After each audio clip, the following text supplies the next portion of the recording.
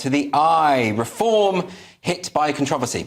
Yes, indeed. So reform support badly hit by Nigel Farage Russia claims, poll suggests. Another poll for you, Andrew, very exciting. So Reform UK have alienated some voters with Nigel Farage's claim that the West is partly to blame for the invasion of Ukraine, according to a new poll. So this is a poll done by the BMG Research Survey, one of my favourite survey groups. I looked them up. All their clients are like public sector and charity. They've got very specific remit. Oh, really? Okay. Yes. Okay. But all of this, we should say, was down to the interview that Nigel Farage gave, where he said, effectively what he's been saying for many, many years, which is that the gradual expansion of NATO is considered by the Russians to be a provocation, which is true.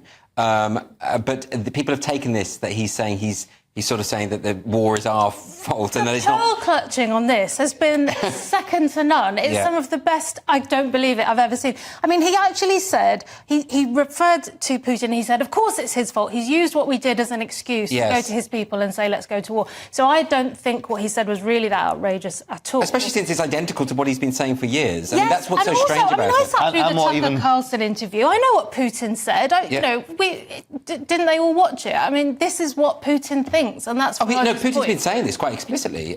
He's been talking about NATO's expansion for a long, long time.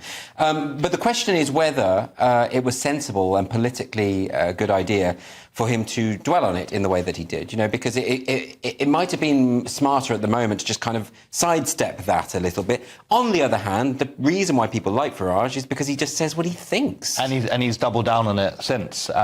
He's even highlighted that Boris Johnson made similar claims back in the day. Loads of people have said this. Like, this is what I don't get about it. Well, of course, they wanted to find something to get him on, didn't they? Do you think that the drop in the polls is connected to this? Because that's not explicit, is it? We don't really know that. That's the question, because a lot of people at the time said, oh, this will affect the polls. And certainly, I think the people who made such a big deal out of this interview were hoping that it would have a knock in the polls, and maybe it has. I mean, who knows? It's hard to say, isn't it? Because I remember when the Ukrainian flags were everywhere, you know, the country was very taken with it. I remember meeting a man in a nightclub that had a Ukrainian pedicure on his feet. That's activism for you in London. Yes.